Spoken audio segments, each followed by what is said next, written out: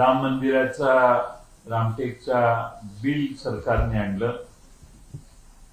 आमचा एवढाच आग्रह होता की पूर्वी जे अयोध्येला राम मंदिरात चोरी झाली त्याचा SIT रिपोर्ट आल्यानंतर अभ्यास करून हे रामटेकचं बिल मांडावं.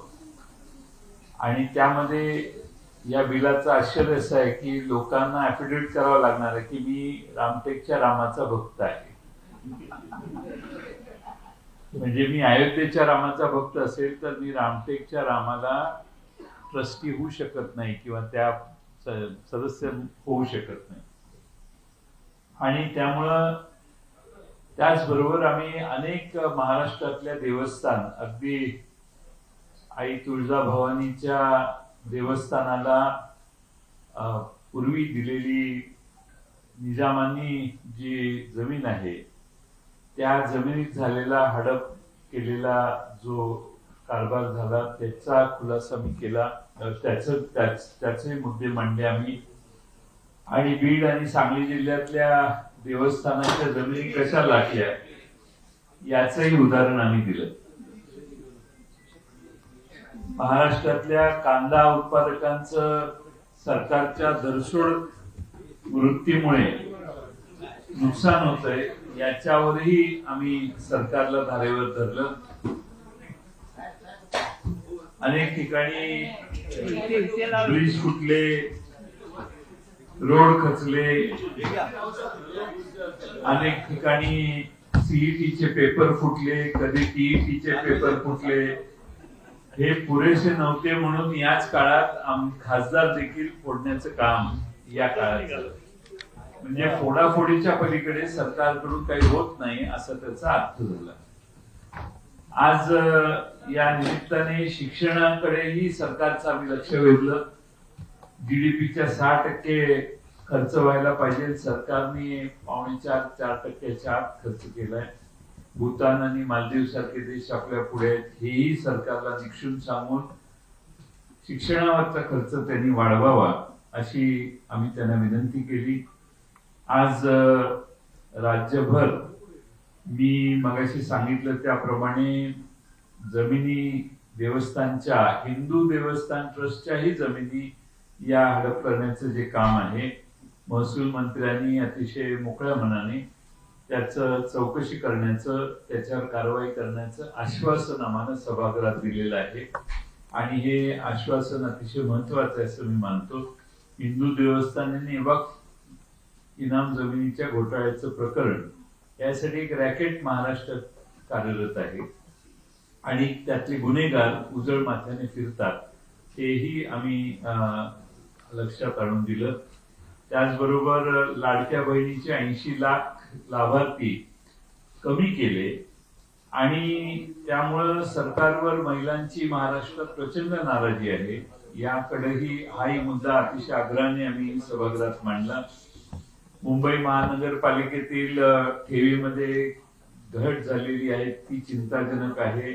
मुंबई महापालिकेतले पावसाळ्यामुळे निर्माण झालेल्या परिस्थिती, लोकांचे मॅनहोल मध्ये पडणं, झाडाखाली मृत्यू होणे, अनेक ठिकाणी मिसहॅप्स झाले मुंबई, ठाणे आणि संपूर्ण कोकण परिसरात. त्याकडेही सरकारला आम्ही यासाठी धारेवर धरण्याचं काम केलं. त्याचबरोबर हाफकिन इन्स्टिट्यूट जी आहे त्यातले प्रश्न अर्धा तास चर्चा करून आणि प्रश्नाच्या द्वारे आम्ही सोडवण्याचं काम केलं.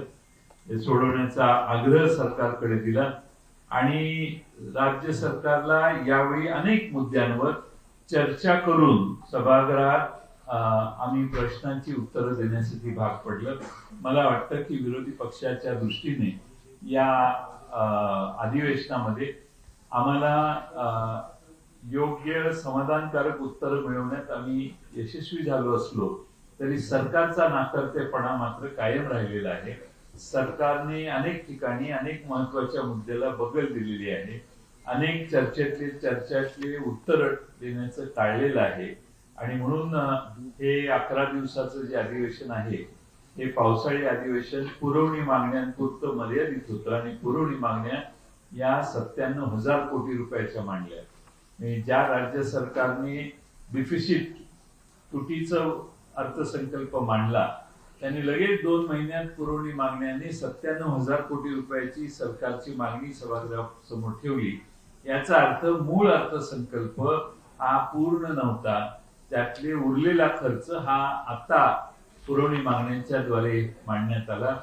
आणि मी सभागृहात हेही सांगितलं की मागच्या वर्षी असंच झालं. 1.5-2 लाख कोटी रुपयाच्या पुरवणी मागण्या मांडण्यात आल्या आणि नंतर मागच्या वर्षीच्या बॅलन्स शीटवर फक्त 30,000 कोटी का 36,000 कोटी मायनस दाखवले. याचा अर्थ 1.5-2 लाख कोटी रुपये सरकारने खर्चच केलेले नाही. त्यामुळे सभागृहाचा वेळ घ्यायचा, सभागृहासमोर हे आकडे मोठे आणायचे आणि आमदार विधानसभेच्या सदस्यांना दाखवण्यापुरतं आणि खर्च मात्र करायचे नाही, असं अजब कारभार सध्या सरकारचं चाललेलं आहे.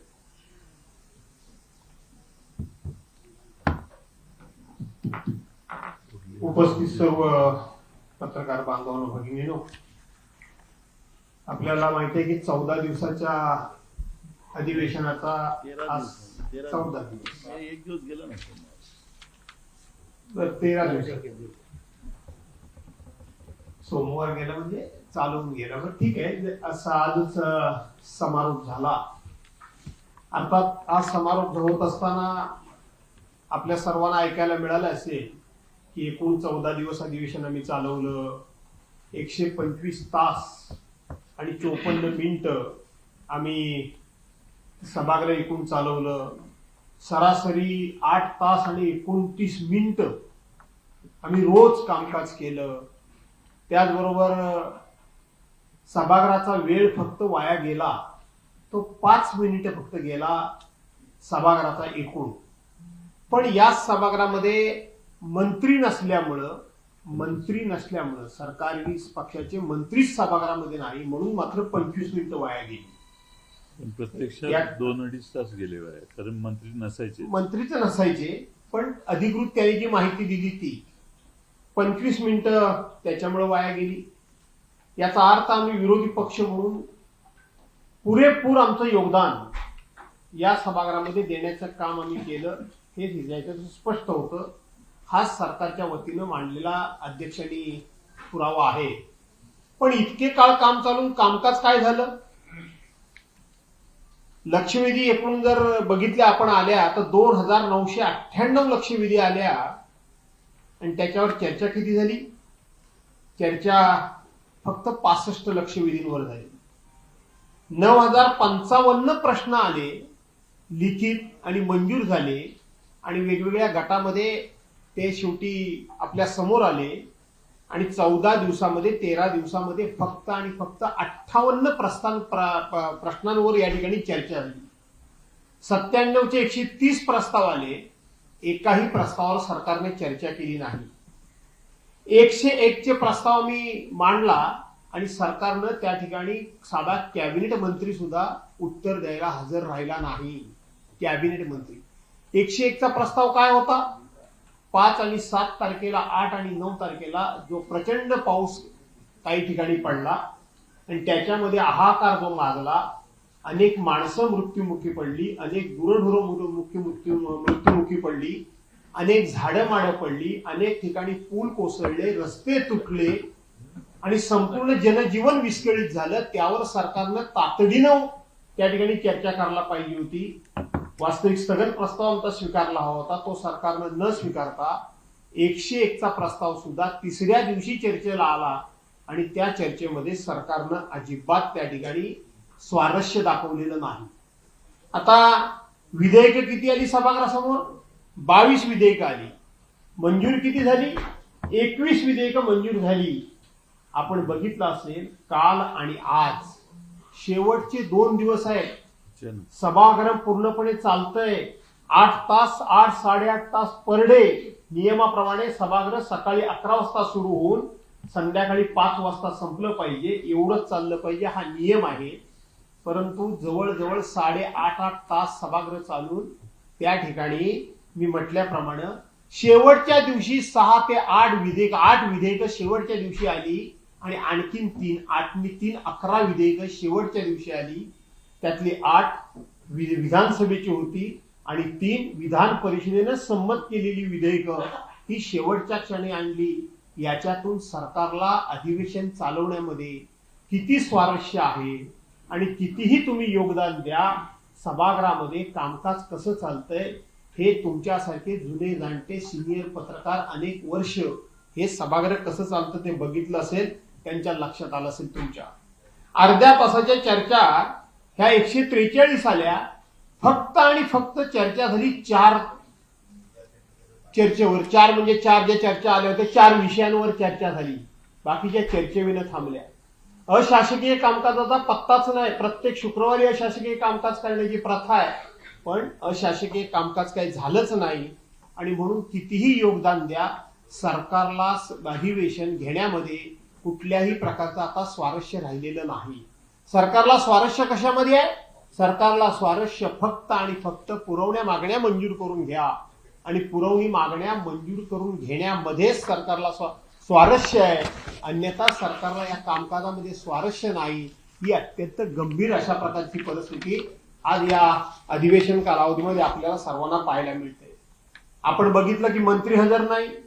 बरं, मंत्री अजून एक नवीनच प्रथा पडलेली आहे की आता मंत्र्यांचा कारभार फक्त आणि फक्त अधिवेशन कालावधी करता हा कुठल्या तरी अन्य मंत्र्याला दिला जातो. आणि त्याच्याही पेक्षा गंभीर हे आहे की ते मंत्री विधिमंडळाच्या आवारामध्ये हजर असताना अशा पद्धतीनं आपला कारभार कोणालाही देता येत नाही, आपलं कामकाज कोणालाही करायला सांगता येत नाही. ते जर आवारातच हजर नसतील तर एकाच दिवशी, पण त्याच्यावर आज पुन्हा पोटी झाली की नगर विकास खात्याचं काम एका दुसऱ्या मंत्र्याला दिलेलं असताना आज सभागृहामध्ये तुम्ही बघितलं असाल अर्ध्या तासाच्या अशासकीय विधेयकावर राधाकृष्ण विखे पाटील की ज्यांच्याकडे नगरविकास खात्याचा तात्पुरता चार्ज सुद्धा दिलेला नाही, त्यांनी उत्तर दिलं. याचा अर्थ या सभागृहातलं कामकाज कसं चालतंय ते तुम्ही बघताय.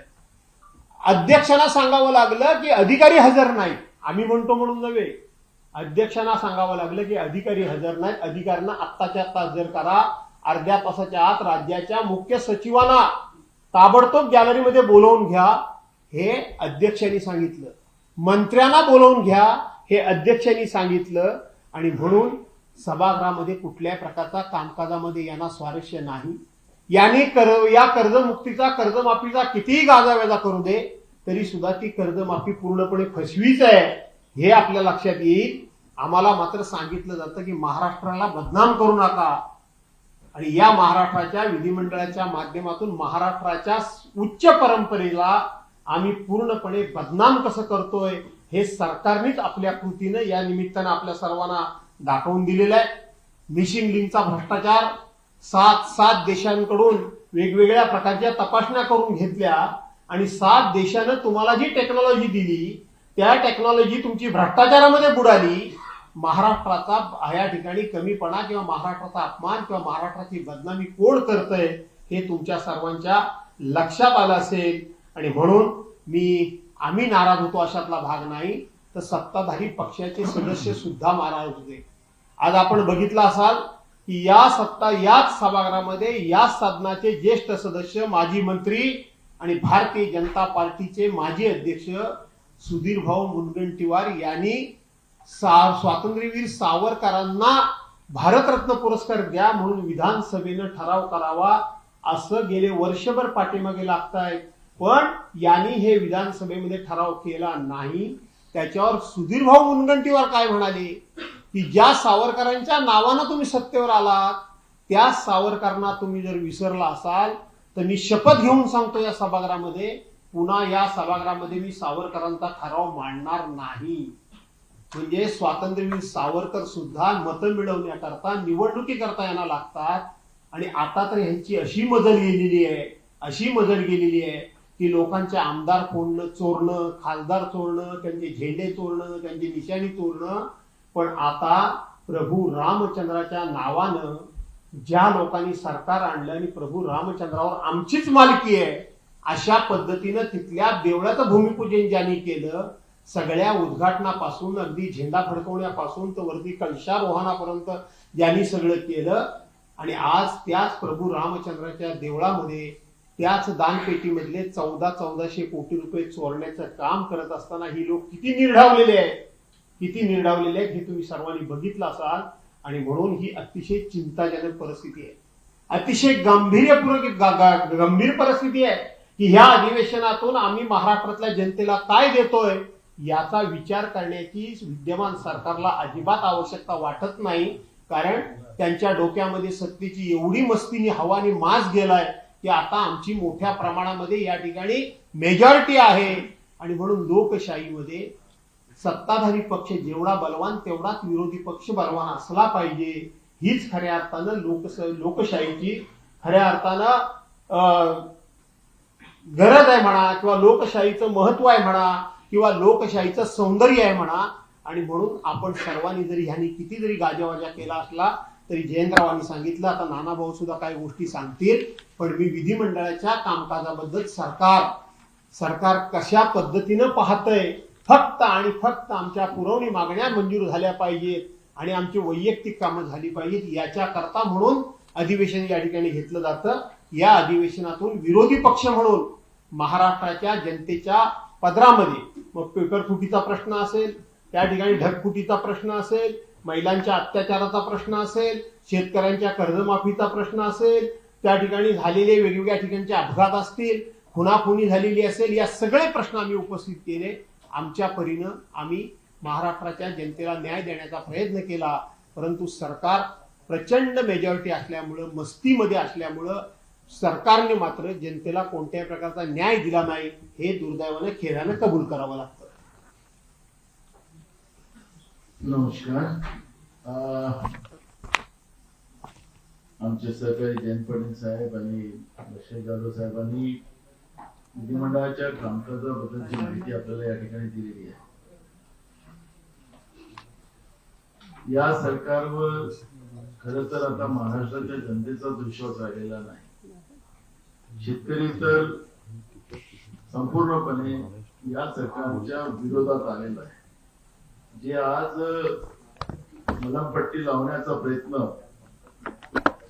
माननीय मुख्यमंत्र्यांनी आज इथं केलेला आहे की आम्ही शेतकऱ्यांचं कर्जमाफीच्या अटी वगैरे काढून आम्ही संपूर्ण कर्ज माफ करतो, अशा पद्धतीने त्यांनी सांगितलेलं आहे. पण लबाडाचं जेवण जेवल्याशिवाय पूर्ण होत नाही, अशा पद्धतीची परिस्थिती आहे. आणि म्हणून कर्जमाफी जे आश्वासन याने दिलेलं आहे ते पूर्ण झालं पाहिजे आणि सरसकट कर्जमाफीची भूमिका आमच्या लोकांची होती आणि त्या पद्धतीनंच हे कर्जमाफी व्हावी ही भूमिका आमची काल पण होती, आज पण आहे. पण कर्जमाफीपर्यंत आमचं हा शेतकऱ्यांचा लढा कायम चालत राहणार आहे. शेतकऱ्यांच्या पिकांना समर्थन मूल्यांचे केंद्र वेळेवर उघडून त्यांना वेळेवर पैसे देण्याच्या बाबतची भूमिका आमची होती, पण त्याच्यावर मुख्यमंत्र्यांनी कुठलीही भूमिका मांडली नाही. दुसरा महत्वाचा प्रश्न धान उत्पादक शेतकऱ्यांना बोनस देण्याच्या बद्दलची भूमिका होती, ती सुद्धा मुख्यमंत्र्यांनी नंतर बोलू अशा पद्धतीचा विषय टाळून घेतला. आणि एक गोष्ट या निमित्तानं असं आहे की आम्ही अंतिम आठवडा जो प्रस्ताव मांडलेला होता, कायदा सुव्यवस्था त्याच्यातला महत्वाचा भाग होताच, पण मुद्दाम आम्ही शेतकरी टाकलेला होता.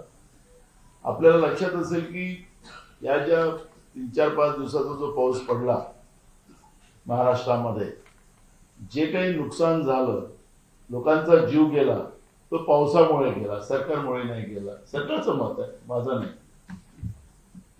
म्हणजे मुंबईसाठी पाऊस नवीन नाही, महाराष्ट्रासाठी पाऊस नवीन नाही, पण यांच्या चुका नाही, नैसर्गिक आपत्ती झाली असं सरकार सांगते, त्याच्यावर आम्हाला दोष का देता असं सरकारचं मत आहे. म्हणजे जे काही नुकसान झालं ते पावसानं केलं हे यांचं मत आहे. म्हणजे गंभीर बाब आहे. मिसिंग लिंकच्या बाबतचं जे काही मुख्यमंत्र्यांनी आज पण सांगितलं, आम्ही महाराष्ट्राची बदनामी करत नाहीये, पण तुमचं पाप या निमित्तानं निसर्गानं उघड केलं.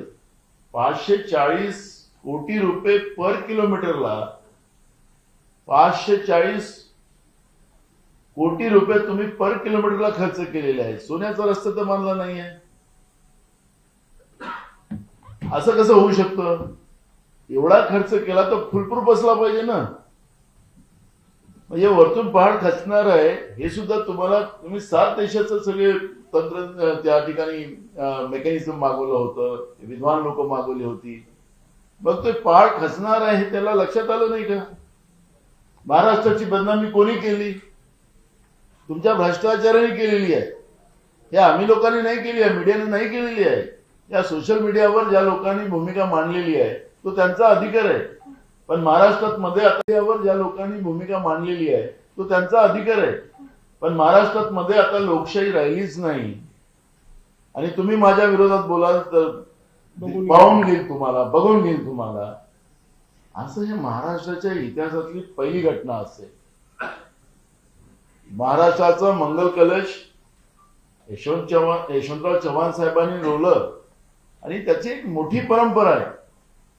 पण महाराष्ट्राच्या इतिहासामध्ये परवा मुख्यमंत्र्यांनी जी भूमिका मांडली की तुम्ही आमच्या विरोधात बोलाल तर आम्ही तुम्हाला एकेकाला पाहून घेईल, ही गोष्ट महाराष्ट्राच्या जनतेला, पत्रकारितेमध्ये काम करणाऱ्या प्रत्येक व्यक्तीला आणि आमच्यासारख्या लोकांना, जे आम्ही काही आमचं काही व्यक्तिगत फडणवीसांसोबत काही आमची दुश्मनी नाही, या तुमची नाही, या सोशल मीडियावर भूमिका मांडणारी नाही, जी काही लोकांच्या वेदना आहेत त्या मांडण्याचा अधिकार प्रत्येकाला आहे. पण ज्या पद्धतीच्या भावना ज्या पद्धतीने ते बोलले त्या पद्धतीचं शल्य आम्हाला राहीलच नाही, राज्याच्या जनतेला नेहमी राहील. आज आम्हाला अपेक्षित होतं की मुख्यमंत्री महोदय त्याच्यावरच काहीतरी पडदा टाकतील आणि जे काही मी बोललो त्याच्यावर काही पडदा टाकतील असं पद्धतीचं होतं. पण त्यांनी पुन्हा नवीन शब्द वापरला, त्यामुळे ते त्यांच्या बोलण्यावरून ऍडॅमेंट आहेत असं आम्हाला वाटत आहे. दुसरा महत्वाचा प्रश्न असा आहे की राम मंदिराचा मुद्दा तर मांडलेलाच आहे. पण मी तुम्हाला सांगतो की आम्ही ज्या बिलावर सातत्यानं, मी मगाशी पण आपण सभागृहात पाहिला असाल की मी त्या बिलावर बोलायला मागणी याच्यासाठी करत होतो की सिद्धिविनायक मंदिरामध्ये पण गडबड आहे, पंढरपुराच्या देवस्थानामध्ये पण गडबड आहे, साईबाबाच्या शिर्डीमध्ये पण गडबड आहे. म्हणजे असं कुठलं मंदिर नाही जे सरकारने ताब्यात घेऊन त्या ठिकाणी गडबडी नाही. आता तुम्ही तिथं पुन्हा आमदाराची कमिटी बनवतात रामटेकला. आमचं म्हणणं होतं की पहिले महाराष्ट्रामध्ये जे काही देवस्थान आपल्या ताब्यात आहे त्यांची परिस्थिती काय, जे अयोध्येत घडलेलं आहे ते महाराष्ट्रात घडतंय ना. आपलं उघडकीस येऊन नाही राहिलेलं आहे, तिथलं उघडकीस आलं. पण महाराष्ट्रामध्ये सुद्धा धर्माच्या नावाने लूट करणारी व्यवस्था सत्तेमध्ये बसलेली आहे आणि म्हणून हे सगळं पाप लपवत आहे. आणि पुन्हा आता रामटेकमध्ये मी तुम्हाला माहितीसाठी सांगतो, गजानन महाराजांच्या मंदिरात आपण सगळेजण आले, ते तिथं काही असं ट्रस्ट वगैरे काही नाही. पण गजानन महाराजांच्या मंदिरातला एक एक पैशाचा हिशोब प्रत्येकाच्या जवळ समोर येतो. शेगावला त्याचं उदाहरण दिलं पाहिजे ना. आम्ही महाराष्ट्र देशाला दिशा देणारं राज्य आहे. आम्हाला शेगावचं गजानन महाराजांच्या मंदिराची माध्यमातून आम्ही देशाला सांगू शकतो की आमच्या राज्यामध्ये धार्मिक व्यवस्थेमध्ये किती पवित्रता आहे आणि किती पारदर्शकता हे आम्ही सांगू शकतो. पण आता हे मी मुद्दाम सांगितलं, सिद्धिविनायक मंदिरातही गडबड आहे, शिर्डीच्या साईबाबाच्या मंदिरातही गडबड आहे, पंढरपुरामध्ये गडबड आहे. या सगळ्या याच्यामध्ये पण त्यांनी बहुमताचं पाचवी बहुमत आहे, बहुमताच्या याच्यावर ढकलून घेतात. मगाशी आपण एक बिल आलं आता ते फळ उत्पादनाच्या बाबतचं, त्याच्यातही तुम्ही पाहिलं सगळ्या जणांनी आम्ही सांगितलं की शेतकऱ्यावर अन्याय करणारं बिल राहणार, याच्यात सुधार करा. पण नाही ऐकलं. बहुमताच्या आधारावर शेतकऱ्याला फसवायची व्यवस्था केली गेलेली आहे त्या कायद्याप्रमाणे. आणि म्हणून त्या दृष्टिकोनातलाही एक महत्वाचा विषय आहे. मी विशेष करून शिक्षण पद्धतीवर या ठिकाणी, कारण की आपण पाहिलं या अधिवेशनामध्ये प्रायव्हेट युनिव्हर्सिटीला फार महत्व दिलं गेलेलं आहे. प्रत्येकाच्या प्रायव्हेट विद्यापीठाला आता आम्ही मोठं स्थान सरकारने दिलेलं आहे असं आपण पाहिलेलं आहे. आणि त्याच्यामध्ये आपण आता महाराष्ट्रातल्या शिक्षण व्यवस्थेबद्दलच तुम्हाला मी माहिती देईन. आपल्या राज्यामध्ये पूर्ण शिक्षण व्यवस्थेला घरघरच लागलेली आहे. राष्ट्रीय शिक्षण धोरण 2020 मध्ये शिक्षणावर जीडीपीच्या 6% खर्च करण्याचं उद्दिष्ट होतं. पण आता महाराष्ट्रामध्ये सरकार त्याच्यामध्ये अपयशी ठरले. सरकारने फक्त 4% खर्च आज महाराष्ट्रामध्ये होते आहे. भूतान, मालदीव यासारखे देश शिक्षणाला महत्व देतात. पण महाराष्ट्र सावित्रीबाई फुल्यांचा, शाहू फुले आंबेडकरांच्या महाराष्ट्रामध्ये शिक्षणाला आता घरघर लागलेली असं चित्र आपण पाहतोय. महाराष्ट्रामधली आताची स्थिती तुम्हाला सांगतो की महाराष्ट्रामध्ये 2024-25 वर्षानुसार 64,791 सरकारी शाळा आहेत. त्याच्यातल्या 178 शाळांना इमारत नाही, 401 शाळांना पिण्याचं पाणी नाही, 5,223 विद्यार्थ्यांसाठी स्वतंत्र टॉयलेट नाही, 3,095 विद्यार्थ्यांसाठी स्वतंत्र टॉयलेट नाही, 4,684 शाळांना वीज उपलब्ध नाही, 10,937 शाळांना मैदान नाही, 8,317 शाळांना किचन शेड नाही.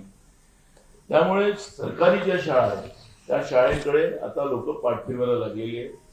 2014 आणि 15 साली महाराष्ट्रामध्ये जवळपास 6,77,017 शाळा होत्या. 2023-24 साली या शाळांची संख्या उलटी कमी झाली. आता राहिली ती संख्या नाही, 67,717 शाळा होत्या. त्याच्यात फक्त 65,157 शाळा झाल्या. 10 वर्षात जवळपास 2,560 शाळा बंद झाल्या. या जिल्हा परिषद, नगरपालिका या सगळ्या शाळा आहेत. म्हणजे शिक्षणाचं माहेरघर, शिक्षणाची दिशा या महाराष्ट्रानं देशाला दिली. सावित्रीबाई फुले आणि महात्मा ज्योतिबा फुल्यांचा वारसा पूर्ण देशामध्ये गेला. त्याच महाराष्ट्रामध्ये समजा या सरकारच्या काळामध्ये 2,560 शाळा सरकारी आता बंद पडलेल्या आहेत. शिक्षक विना अनेक शाळा पुन्हा अजून शाळेत मास्तरच नाही, ही परिस्थिती आहे. आणि म्हणून 2024-25 साली आता त्या 10,13,000 झाली. आता जवळपास 2014-15 या वर्षात 11,07,000 शाळा होत्या. आता 2024-25 साली 10,13,000 झाल्या. आता 10 वर्षात भारतामध्ये 94,000 सरकारी शाळा जवळपास झाल्या होत्या. 2014-26 वर्षात 2,91,00,000 विद्यार्थ्यांनी सरकारी शाळा सोडली. हे भयान वास्तव्य आम्ही सरकारसमोर मांडण्याचा प्रयत्न केलेला आहे. म्हणजे गोरगरिबांच्या मुलामुलींसाठी आता या महाराष्ट्रात शिक्षण राहिलं नाही. प्रायव्हेट युनिव्हर्सिटी, आणि त्या युनिव्हर्सिट्या कोणत्या आणल्या त्यांनी, फॉरेनच्या, त्याचा यांनी सरकारने भाऊ केला.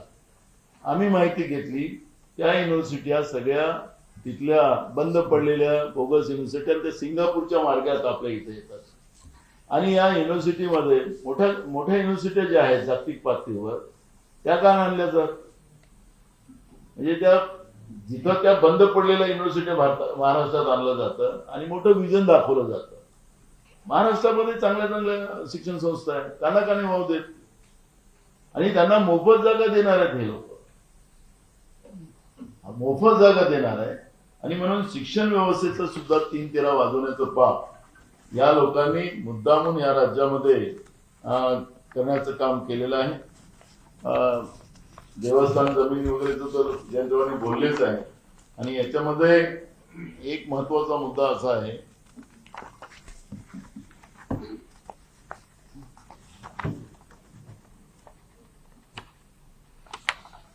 महाराष्ट्रातली जी रस्ते आहेत ग्रामीण भागातली, ती अजिबात नादुरुस्त आहेत. खड्डे आहे की रस्ते, असे प्रश्न आता महाराष्ट्रात निर्माण झाले. आम्ही परवा पण विधानसभेत हा प्रश्न विचारला, तर बांधकाम मंत्री त्यांनी सांगितलं की 17,000 कोटी रुपये बांधकाम विभागाचे अजूनही कॉन्ट्रॅक्टला द्यायचे.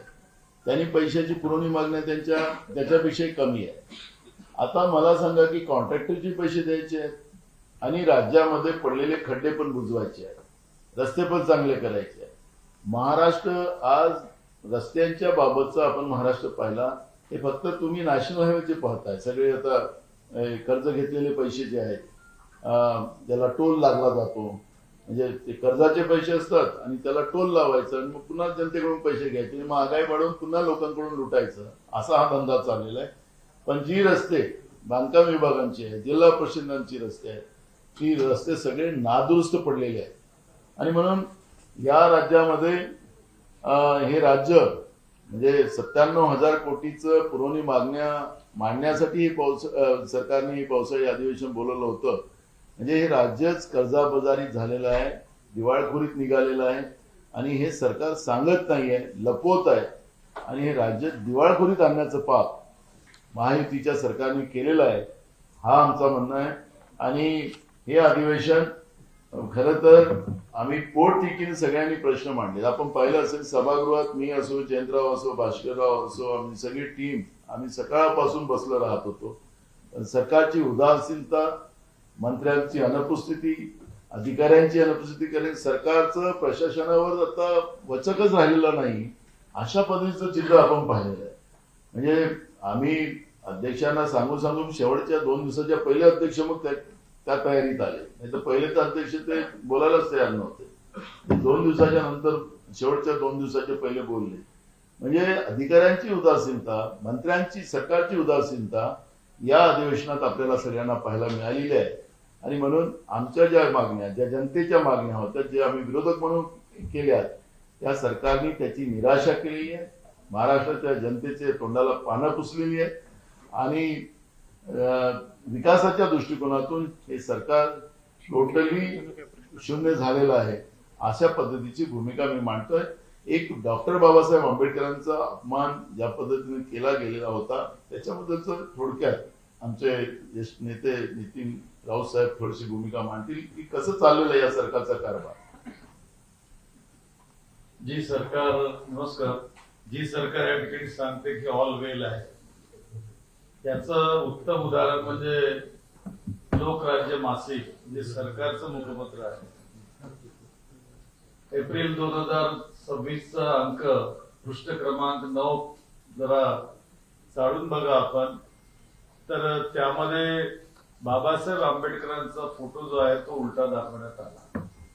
केवळ फोटोच नव्हे तर त्या ठिकाणी त्यांना जो गौरव करण्यात आला भारत सरकारतर्फे भारतरत्न देऊन, ते मानचिन्ह सुद्धा उलट करण्यात आलं, त्या ठिकाणी दाखवण्यात आलेलं आहे. या DGIPR मध्ये शेकडो कर्मचारी काम करतात आणि 5-5दा प्रत्येक पानाचं, वाक्याचं त्या ठिकाणी चाचणी होत असेल, प्रूफ रिडिंग होत असेल. असं असताना इतकी मोठी घोडचूक, या देशाचा गौरव असलेले, या मायभूमीतले सुपुत्र असलेले या महामानवाचा अवमान झालाच कसा, आणि त्याला उत्तर देत असताना सभागृहात मुख्यमंत्री काय म्हणाले की मी 24 तासात याला जो कोणी असेल त्याच्यावर कारवाई करू.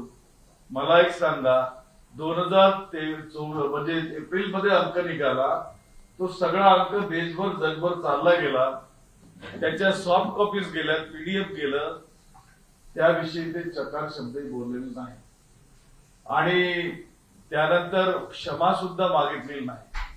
खरं म्हणजे त्यांनी क्षमा मागायला पाहिजे, ती मोठी घटना ती होती. दुसरा प्रश्न असा आहे की राज्यामध्ये वीज जी आहे, विजेचं वाहन शुल्क, म्हणजे केंद्राच्या कायद्यानुसार ते वाहन शुल्क घेता येत नाही, बिलिंग चार्जेस, आणि ते चार्जेस जर घेत असेल तर त्यांनी अकाउंट मध्ये दाखवलं पाहिजे, स्टेटमेंट मध्ये खात्याच्या, तर त्या अकाउंट मध्ये सुद्धा दाखवण्यात येत नाही. अंदाजे दररोज एक घर जर पकडलं आपण, घरगुती बोलतोय मी, तर 10 रुपये एका घरावरही जरी टॅक्स लावले तर 30 ते 35 कोटी दररोज यांच्या खात्यात जातात आणि वर्षाला 7,000 कोटी हे बिलिंग चार्जेसच्या नावावर घरांकडनं, घरगुती ग्राहकांकडनं वसूल करतात. त्या तो मुद्दा आपण सभागृहात उतरला, त्यावर एक शब्द बोलण्यात आलेला नाही. अलीकडच्या काळामध्ये 1600 मेगावॅट या ठिकाणी त्यांनी संच बंद केलेले आहेत. जुने संच बंद करण्याचा निर्णय त्या ठिकाणी घेतला. सांगितलं की MERC ने तो निर्णय दिला. केंद्रीय कायद्यानुसार 2030 पर्यंत जोपर्यंत नवीन संच येत नाही तोपर्यंत ते बंद करता येत नाही, ते चालवावे लागतात. माझ्या काळात सुद्धा आम्ही ते चालवले होते. तर यांनी हे कुणासाठी बंद केले आणि कुणासाठी त्यांनी, एक प्रकारे जर आपण म्हटलं तर वीज हे यांना दुसऱ्याला द्यायचंच आहे, खासगी कंपन्यांना. परंतु मी उदाहरण सांगतो, गुजरात सारखं राज्य, ज्या राज्याचे गोडवे गातात आणि उदाहरणं देतात, त्या ठिकाणचं वीज खातं, वीज कंपन्या ह्या सरकारी आहेत, त्या खासगी कंपन्यांना देण्यात आलं नाही. मग महाराष्ट्रातच असा का निर्णय झाला, हे महत्वाचे प्रश्न या ठिकाणी उभे ठाकतात. प्रश्न एकच मुद्दा मांडतो की काल नांदेडला एक पूल पडला. हा पूल पडला 4.2 रिश्टर स्केलच्या भूकंप झाला म्हणून सांगितलं. आता काय झालंय की अलीकडे बांधलेले रस्ते पूल याच्यापेक्षा चायनीज मालाची गॅरंटी जरा जास्त वाटायला लागली.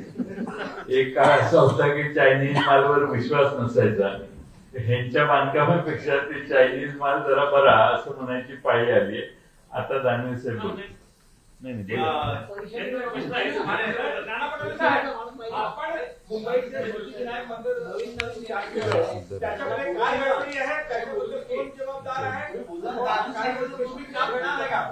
संजीवजी त्यांना बोलू द्या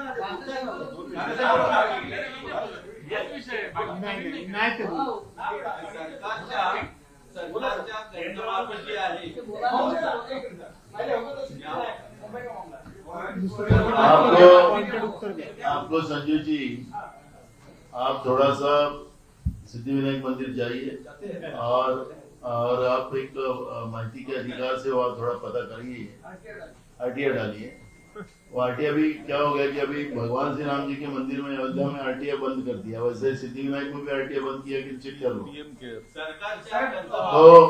तो उसमें आप थोड़ा सा एक बार जाके देखिए. हम पूरी मालूमात ये सब व्यवस्था जो कि आज उन्हें जो बिल लाया था उसके आधार पर हम पूरी डिटेल्स गवर्नमेंट को अभी अगले अधिवेशन में रखने वाले हैं कि कैसे देवस्थान में घोटाले चल रहे महाराष्ट्र में.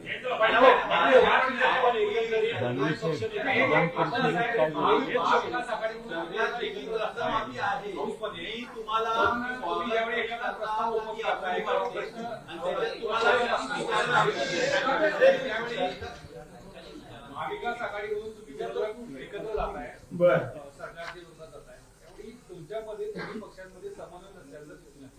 म्हणजे एखादा प्रस्ताव ओपन करायचा तर तो कुणी करायचा याच्यावर सुद्धा तुमचं डिस्कशन झालं, लाईव्ह डिस्कशन झालं त्याच्यामध्ये. तर कधी तो मुद्दा सोडा, पण याच्यामध्ये असे बरेच मुद्दे आहेत की तुम्ही एकत्र जाताना दिसत नाही. तर नेमकी भूमिका तुमची तिन्ही पक्षांची काय आहे? आणि याला असं आहे की जोडून एक दुसरा प्रश्न असा आहे की तुमची महाविकास आघाडी म्हणून एक विरोधी पक्ष नेत्यासाठी सुद्धा ह्या अधिवेशन कालावधीमध्ये कुठलाही आग्रह आपल्याकडून सरकारकडे लावून धरलेला दिसलेला नाहीये.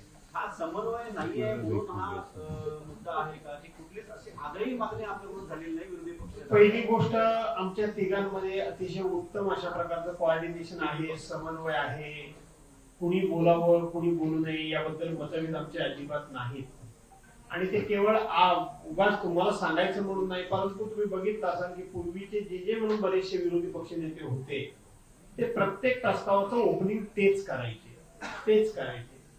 पहिली वेळ अशी आहे की विरोधी पक्ष नेता नसताना या ठिकाणी अधिवेशन होतंय, परंतु एका 3 पक्षापैकी एका पक्षाचे जास्त सदस्य संख्येनं या नात्यानं त्या गटनेता म्हणून मी आहे. बरोबर आहे.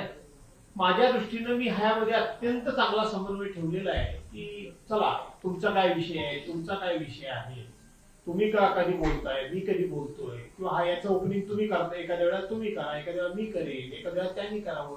इतका समन्वय साधण्याचा आपण प्रयत्न करतोय. काही त्याच्यामध्ये कुठेही काही नाही. परवाच्या दिवशी ते तुम्ही जितेंद्र आव्हाडांनी माझ्याबद्दलच बोलताय की याच्यामध्ये आमचं असं काही नाही. जितेंद्र आव्हाडांना हे माहित नव्हतं की मी हा प्रस्ताव ओपन करणार. ते उशिरा आले, मी बोलायला उभं राहिलो आणि त्यांनी आग्रह धरला अध्यक्षांच्याकडे की मी अध्यक्षांकडनं परवानगी आणली अध्यक्षांकडून, आणि तालिका सभापतीला ते सांगत होते. मी म्हटलं जितेंद्रजी हा आपला अंतर्गत विषय आहे, अध्यक्षांनी कोणाला बोलायला द्यायचं हे अध्यक्षांनी त्यामध्ये हस्तक्षेप करणं अपेक्षित नाही. हा निर्णय आपला आपण ठरवायचा. त्यामुळे आमच्यामध्ये वाद नाही.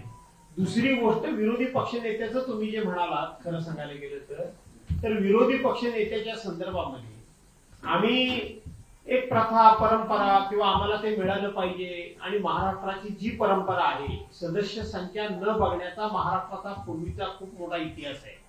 सदस्य संख्या नव्हे, ज्या पक्षाचा एकच सदस्य होता त्याला सुद्धा या महाराष्ट्रानं विरोधी पक्ष नेतेपद दिलेलं आहे.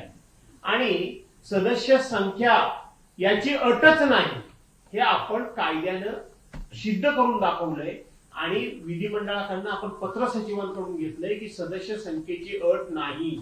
आता राहिला काय मुद्दा की सदस्य संख्येची अट नाही, तर घटनेमध्ये तरतूद अशी आहे आणि विधानसभा अधिनियमामध्ये तरतूद अशी आहे की ज्या पक्षाचे सदस्य जास्त त्या पक्षाच्या सदस्याची नावाची घोषणा ही अध्यक्षांनी करावी. विधानसभा अधिनियमामध्ये तरतूद अशी आहे की ज्या पक्षाचे सदस्य जास्त त्या पक्षाच्या सदस्याची नावाची घोषणा ही अध्यक्षांनी करावी. आम्ही तिघेही मिळून अध्यक्षांना 4-4 वेळा भेटलो. आम्ही तिघेही मिळून राज्याच्या मुख्यमंत्र्यांना भेटलो, दोन्ही उपमुख्यमंत्र्यांना भेटलो, पुन्हा भेटलो. आता करायचं काय ह्याच्यापेक्षा सरळ म्हणजे किती वेळा थोडस स्वतःलाच मागणी करण्याकरता म्हणून किती वेळा यांच्यासमोर लाचारी सारखं जायचं. स्पष्टता बोलतो खरं सांगायला गेलं. त्यामुळं ज्यांच्या समोर डोकं फोडून सुद्धा जर काही फरक पडणार नसेल तर यांच्या समोर डोकं फोडण्यात काहीच अर्थ नाही. अच्छा, याच्यामध्ये आज तुम्ही एक गोष्ट पाहिली असेल, मुख्यमंत्र्यांचं अंतिम आठवड्यावर भाषण चाललेलं होतं. 3 इंजिनचं सरकार महाराष्ट्रामध्ये आहे. 1 इंजिन कुठे गेलं होतं त्याचं कधी विचारत नाही तुम्ही. आज होतं काय? अजिबात नव्हतं, भंगारात गेलं. एकही नव्हतं. आणि त्याच्यामुळे आमच्या सगळे समन्वयाचं मंत्री गेले झाले. हा कोणा 3 इंजिनचं कोणी सगळेच गायब होते. हा, तर त्याच्यामुळे आपण हे समजून घ्या, आमचं कुठेही हे नाहीये. आम्हाला आम्हाला विरोधी पक्षाचं पद देत नसतील, तो दर्जा देत नसतील सरकार, त्याच्या भानगडीत जायचं नाही. आता आम्ही तेच म्हणले भास्कर आम्ही विचार केला, आम्ही जनतेचे प्रश्न लावत राहू, त्याला न्याय मिळवून देत राहू. हे आमचं तिघांचं एकमत आहे आणि त्यावर लढतोय. काय आहे की सरकारला विरोधी पक्ष नेता द्यायचा नाही, कारण त्यांना पक्ष विरोधी नेता मिळालेला आहे. हा प्रॉब्लेम. नाही, आता त्यांचा चॉईस आहे, विरोधी पक्ष नेता घ्यायचा का पक्ष विरोधी नेत्याला चालवायचं.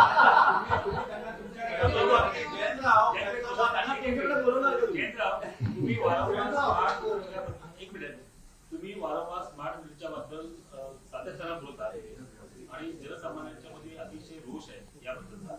जर तुम्ही सभागृहात पण हा प्रश्न उचलला, मागच्या वेळेला पण तुम्ही हा प्रश्न उचलला, जर तुम्ही जन आंदोलन करणार का या विषयावर? आता मुख्यमंत्र्यांनी त्यांच्या भाषणात त्याचं स्पष्टीकरण दिलं, एक्सप्लेनेशन दिलंय की का बिल वाढतं.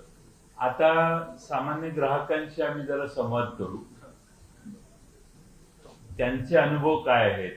मुख्यमंत्र्यांचं भाषण तर आता महाराष्ट्रात सगळीकडे जाईल, त्याचा तोच अनुभव जनतेचा असेल तर मग वेगळा विचार करावा लागेल. पण मुख्यमंत्र्यांनी दिलेल्या ज्या उदाहरण आहेत त्या उदाहरणापेक्षा वेगळ्या जनतेचं मत असेल तर मग तुम्ही म्हणताय तसं आम्हाला जनतेबरोबर राहावं लागेल.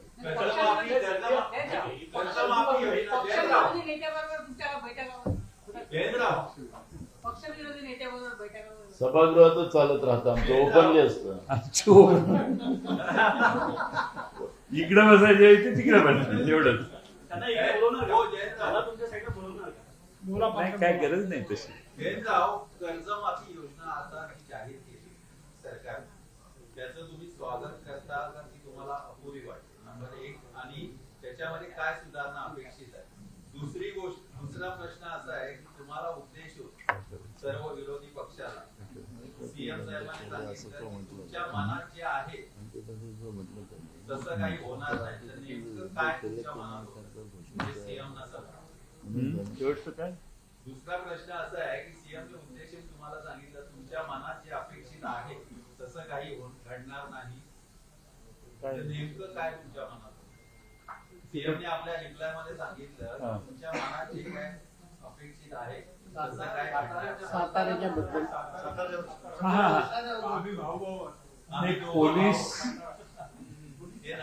पोलिसांनीच मंत्र्यांना मॅन हँडल केलं.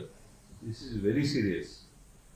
हा साध्या कपड्याचे पोलीस, ड्रेस मधले पोलीस हे मंत्री आपल्या समर्थक सदस्यांना जिल्हा परिषदेच्या घेऊन जात असताना, मंत्री आमदारच आहेत त्या जिल्ह्यातले, त्यांना उडून बाजूला काढण्यात आलं आणि पालकमंत्र्यांच्या हाताला लागलं. ह्याचं समर्थन कुणी करू शकत नाही. अजून कोटीवर कोटी होईल, पण हे फार विदारक सत्य आहे की मंत्र्यांना पोलीस हात लावू शकतात आणि मंत्र्यांना त्यांची जागा दाखवून देण्याचं काम ज्यांच्या हातात पोलीस आहेत त्यांनी केलेलं आहे आणि हे अतिशय गंभीर आहे, असं पूर्वी कधी होत नव्हतं. आता राहिला प्रश्न कर्जमाफीचा. कर्जमाफीमध्ये आमची हीच मागणी होती की कोणत्याही अटीशिवाय आपण ही कर्जमाफी द्या. आता आज त्यांनी काही घोषणा केलेल्या आहेत, त्याप्रमाणे त्यांची ऑर्डर निघेल, म्हणजे शासकीय आदेश निघेल. त्यात जर अटी 3 वर्षात कुठलेही 2 वर्ष पैसे भरलेले असतील आणि 50,000 रुपये वगैरे त्यांनी सांगितलं, त्यामुळे अधिक लोकांना जर फायदा होत असेल तर आम्ही त्यांचं स्वागत करू. आमचं हेच मुळात सुरुवातीपासून म्हणणं होतं की अशा पद्धतीने कर्जमाफी ही राजाने द्यायचं असेल त्यावेळी कुठल्या अटी शर्ती न घालता पूर्ण द्यावं.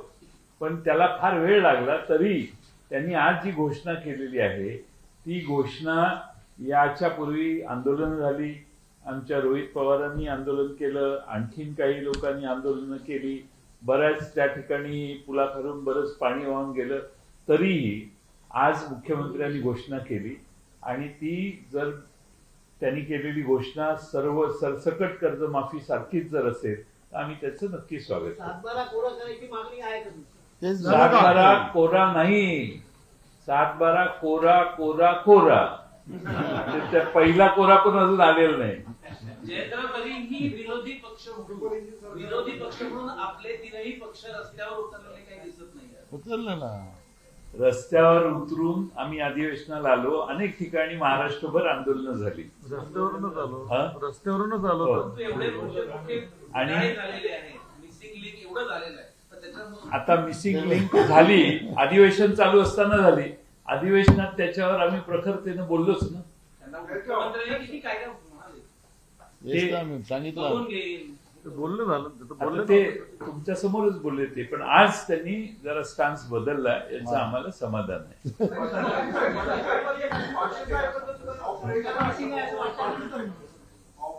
बऱ्याच जणांना वेगवेगळ्या चौकशा लावून बऱ्याच जणांना त्यांनी आपापल्या गोटामध्ये घेऊन गेलेले आहेत, प्रत्येकाला नामोहरम केलेलं आहे. आणि म्हणून मला वाटतं कालच्या दिवशी त्यांनी सुद्धा तो शेवटचा दम देऊन आम्हाला बघितला. शेवटचा दम देऊन त्यांनी आम्हाला बघितला.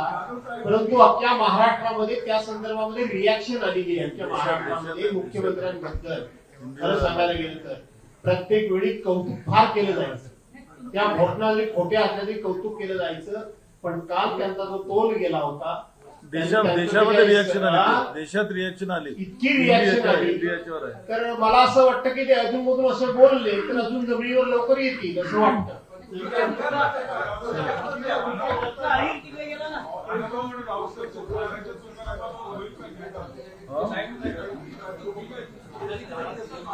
नाही काय हो म्हटलेलं आहे. कशाबद्दल अजून काही विचार करायचा नाही. जे जे होईल ते पाहावे. मी म्हणून म्हणालो की लबाडाचं जेवण जेवल्याशिवाय बोलणं होणार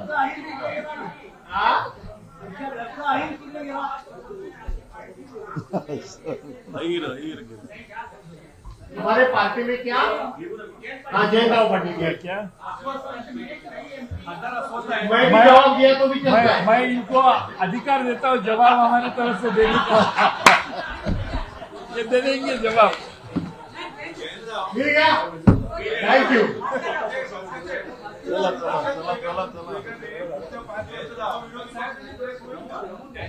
पुढच्या 5 वर्षामध्ये विरोधी पक्ष